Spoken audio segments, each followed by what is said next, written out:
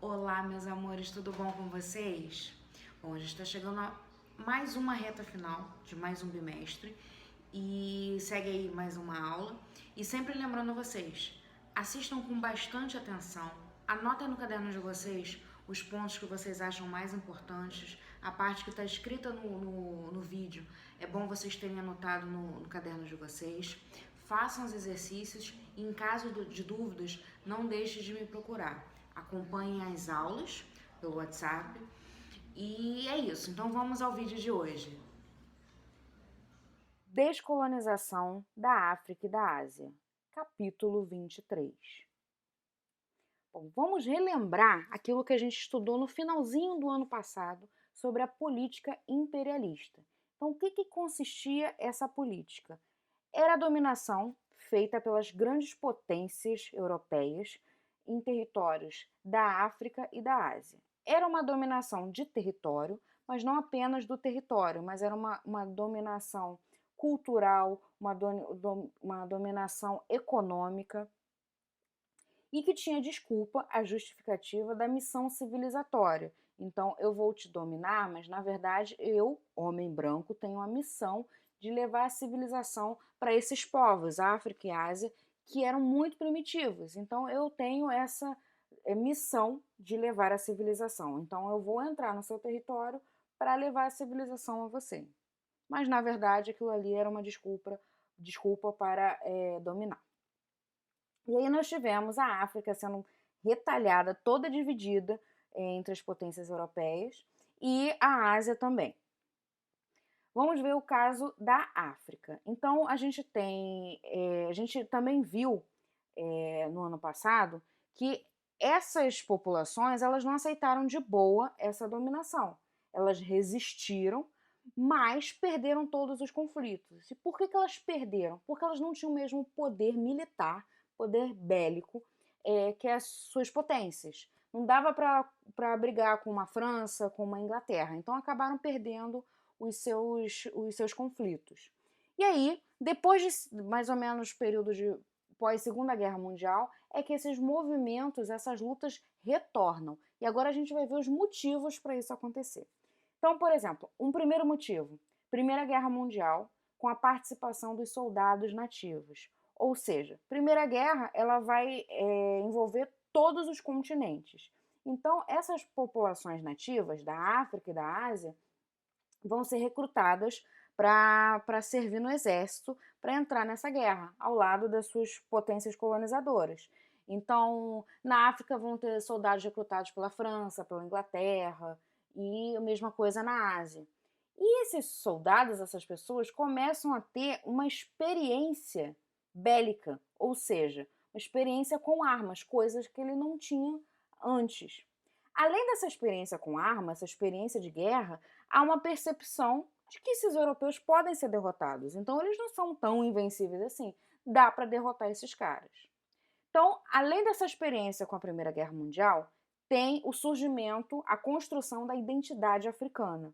Isso vai acontecer a partir de dois movimentos. O pan-africanismo. O que é o pan-africanismo? É a união das nações africanas. É um movimento mais territorial, que vai unir essas nações africanas. E aí eles vão entender, vão se unir em prol de uma mesma coisa, a independência. Mas tem um outro movimento, que é um movimento mais cultural, que é o movimento da negritude. Um movimento que quer valorizar a cultura, as raízes africanas. Também criando essa identidade, fazendo eles pensar numa mesma ideia, que é a independência. Nós temos também nesse período uma elite colonial, ou seja, dentro da África há uma galera que consegue fazer parte de uma elite, que consegue, por exemplo, sair da África e ir para a Europa para estudar ou para trabalhar. E ali a gente vai ter duas situações. Ou essa galera que vai abandonar a África para ir morar na Europa, ela vai se afastar completamente dos valores africanos, quase que meio que renegar, e vai começar a ter um interesse em dominar. Então, assim, eu vou começar a olhar para a África com a intenção de voltar para dominar. Mas a gente vai ter também uma galera que vai aproveitar essa saída da África para denunciar os abusos coloniais e promover uma luta pela independência. Então, vou explanar para todo mundo que, ó, o que a Inglaterra está fazendo lá no meu continente, o que a França está fazendo lá no meu continente. Então, a gente vai ter esses movimentos. Então, quais são os motivos que vão fazer com que a África resolva retomar esse processo de independência? Primeiro, a experiência na Primeira Guerra Mundial e o surgimento dessa identidade africana. Bom, então como é que é esse processo de descolonização? Ele cresce principalmente pós Segunda Guerra Mundial, quando as potências estão enfraquecidas, então assim, elas não têm condições de se preocupar com as suas colônias, porque elas estão se reerguendo. Então é o momento da gente encabeçar as nossas lutas. Mas isso não quer dizer que começa nesse momento. A gente já viu que desde a Primeira Guerra já está tendo um movimento para isso. O ano de 1960, a década de 1960, é a década da África, a década que diversas nações conseguem a sua independência. Nessa década tem a criação da OUA, que é a Organização da Unidade Africana, e tem a Conferência de Bandung. Essa conferência é de muita importância porque é uma reunião em que os países que acabaram de se tornar independentes, isso tanto da África quanto da Ásia, eles vão se reunir e nessa conferência eles se posicionam em relação à política da Guerra Fria. Ou seja, eles vão dizer o seguinte: eu nem vou ficar do lado dos Estados Unidos e nem da União Soviética. Eu sou independente, não estou com ninguém.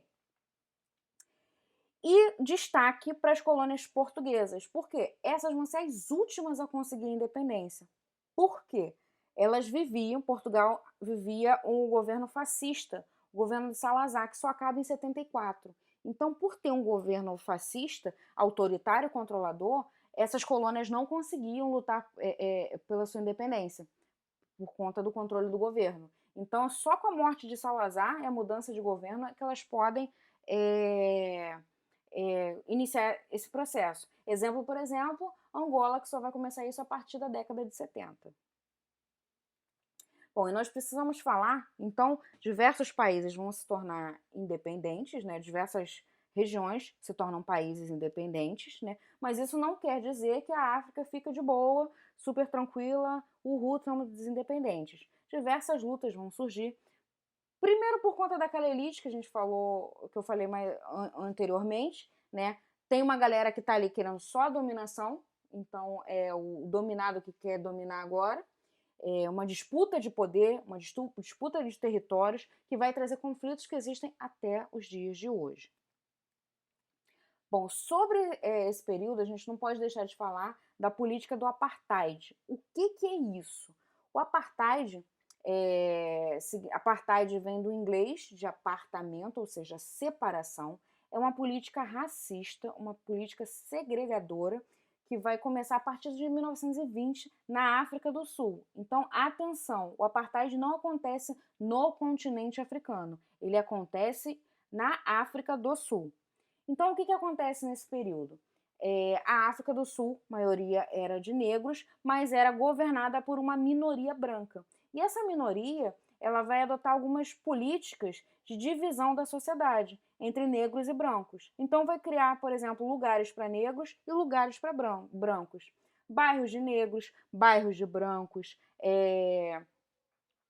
regiões, casas, locais onde só negros podem ir ou só brancos podem ir. E se houvesse uma desobediência, principalmente dos negros, eles poderiam ser presos e até mesmo mortos. E em lugares onde não poderia ter essa divisão, ainda assim tinha algumas partes segregadoras. Então a gente tem, por exemplo, ônibus, como nessa imagem que a gente vê. Então a parte dos fundos era destinada aos negros, parte toda da frente era destinada aos brancos, e negro jamais poderia sentar num lugar de branco. Bebedouros para negros, bebedouros para brancos. Bancos da praça, somente para negros, somente para brancos. Os negros eram muito visados, qualquer atitude deles eles eram perseguidos. Aqui, ó, entradas, divisões, até restaurante já vê uma divisão, uma porta para negros, uma porta para brancos. E aí a gente tem um destaque na figura de um cara, Nelson Mandela, que é quem vai lutar contra essa política, contra esse sistema. E aí Mandela, devido à sua liderança, ele acaba sendo preso na tentativa do governo de sufocar essa luta, mas acaba acontecendo justamente o contrário.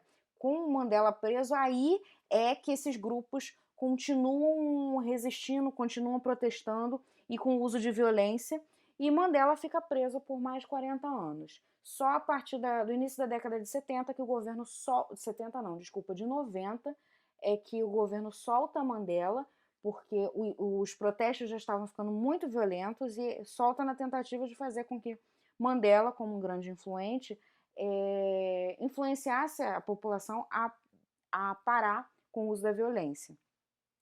Mandela é solto e alguns anos depois ele se candidata às eleições para presidente e na década de 90 ele se torna o primeiro presidente negro da África do Sul, e o que se esperava dele agora no poder é que ele fosse promover algum tipo de vingança contra essa minoria branca. Mas ele vai pelo caminho contrário, ele criminaliza o racismo e começa com um discurso, uma política de um discurso de não violência, né? de não uso de uma vingança e busca um governo de paz, de conciliação.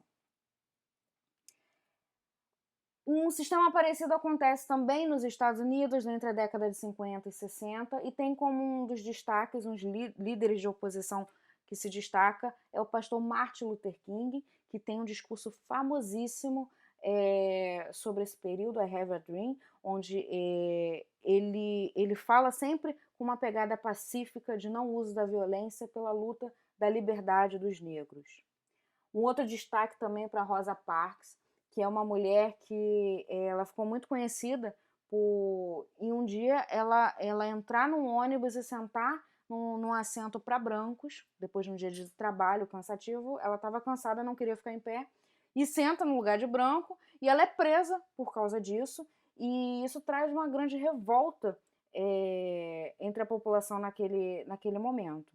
Tem uma frase dela que é muito famosa, que ela diz que você não deve ter medo do que você faz, sempre quando você, principalmente quando você sabe que é certo. Então, se você sabe que o que você está fazendo é o certo, você não deve ter medo do que você faz.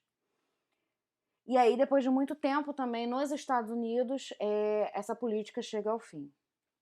Bom, vamos falar rapidamente sobre a Índia, sobre a Ásia, né? A Índia, colonizada pela Inglaterra, e quem se destaca nessa luta pela descolonização é esse senhor chamado Mahatma Gandhi, e ele também tem se destaca por uma pegada de não uso da violência. Então, os dois recursos que ele usa é o uso da desobediência civil, ou seja, passa a desobedecer às ordens da Inglaterra. Então, por exemplo, a Inglaterra obrigava que os indianos comprassem sal inglês. Então, o que ele faz? Bom, então se eu sou obrigada a comprar o seu sal, eu não vou usar sal. Como uma comida insossa, mas eu não dou meu dinheiro para você. Então, era uma das formas de desobedecer esse governo. Então, é a desobediência civil e o uso da resistência pacífica, não o uso da violência. Ou seja, como que ele fazia isso? Greves de fome, passeatas, e nessas passeatas, quando o governo vinha com toda a sua violência, com a polícia, com toda a sua violência, ele ficava parado. Muitas das vezes apanhava, mas tudo isso estava sendo televisionado e acabava meio que manchando a imagem da Inglaterra. Então, ele sempre aborda o uso, a pegada da não violência. Então, a gente tem aí uma imagem de um dos protestos em que ele participa, e aí com isso ele consegue a independência da Índia. Bom, vocês vão fazer agora os exercícios, livro páginas 78 e 79, vocês vão fazer os conceituais do 1 ao 5, contextualizados do 6 ao 9. Então é isso, pessoal. façam os exercícios que foram solicitados, tirem as dúvidas durante as aulas, participem das aulas e aguardem até a próxima aula. Fiquem com Deus, se cuidem, eu continuo aqui morrendo de saudade de vocês. Fiquem bem. Tchau, até a próxima.